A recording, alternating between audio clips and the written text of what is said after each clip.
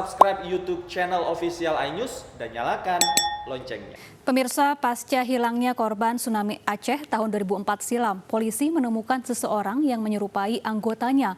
Polisi pun mengirimkan tim Inavis dan melaksanakan prosedural tes DNA untuk mengetahui identitas sang pria.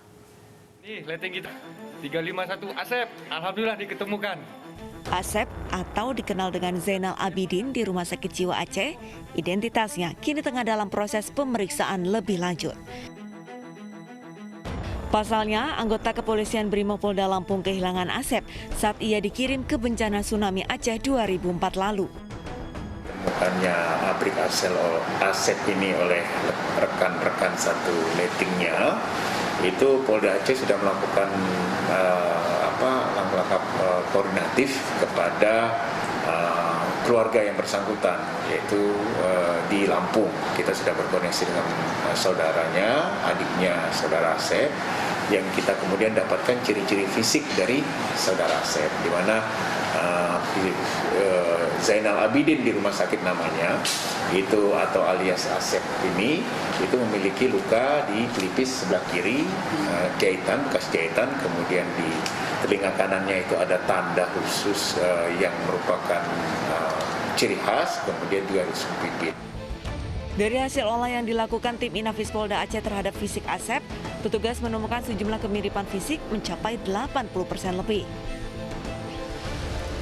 Meski belum bisa dipastikan 100%, pasien dengan gangguan jiwa bernama Zainal Abidin atau Asep tengah menjalani perawatan di Rumah Sakit Jiwa Banda Aceh. Kini polisi masih menunggu hasil tes DNA yang dikeluarkan oleh tim DVI Polda Aceh. Dari Banda Aceh, Syukri Syarifuddin, iNews melaporkan.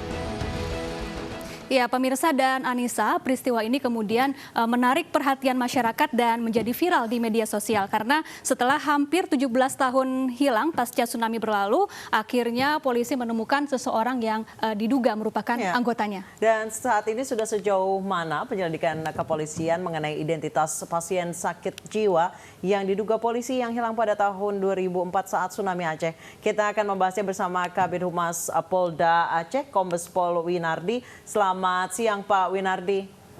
Selamat siang Mbak Anissa. Pak Winardi, dari hasil tes DNA sejauh ini seperti apa? Jadi mohon izin Mbak, jadi saat ini spesimen DNA yang bersangkutan sudah kita ambil, maka kita masih membutuhkan waktu proses untuk melakukan analisa sehingga nanti keluar hasil dari rumus DNA yang bersangkutan yang nanti akan kita cocokkan dengan spesimen DNA yang sudah diambil oleh Bidokes Polda Lampung, saudaranya dari Asep ini. Baik, jadi sampel DNA akan diambil dari saudaranya ya Pak ya? Apakah sejauh ini keluarga sudah datang ke sana? Sampai saat ini di Aceh belum datang, tapi informasi yang kami dapatkan bahwa Polda Lampung akan memfasilitasi keluarganya untuk datang ke Polda Aceh, dan kami siap di sini, siap membantu dan mengasistensi untuk kelancaran daripada keluarga yang bersangkutan.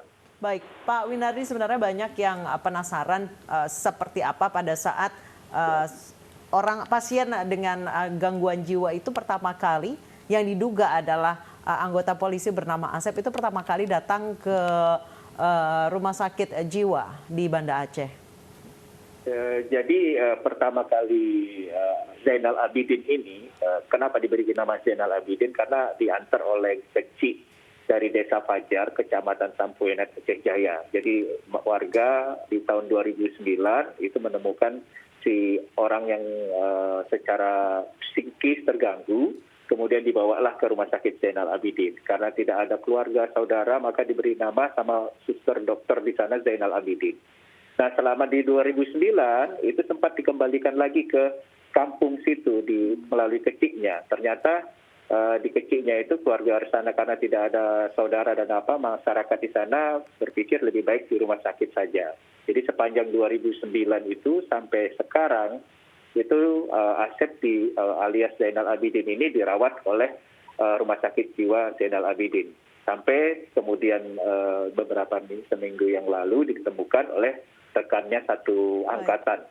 Jadi bisa dibilang yang masih misteri itu adalah tahun 2004 sampai tahun 2009 sampai Zainal Abidin ini dibawa ke Rumah Sakit Jiwa Banda Aceh ya Pak ya?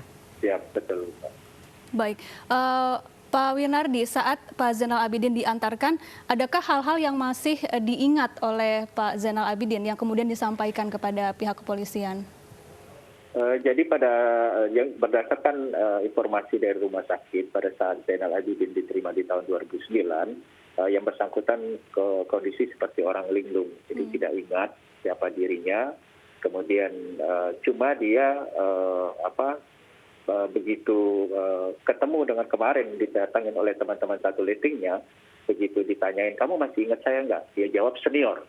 Jadi ada jiwa-jiwa brimobnya masih ada seperti itu. Saat ini seperti apa, sejauh apa pengobatan yang sedang diterima oleh Pak Zainal Abidin? Ya, berdasarkan informasi dari Rumah Sakit Zainal Abidin bahwa yang bersangkutan tetap di treatment karena memang menderita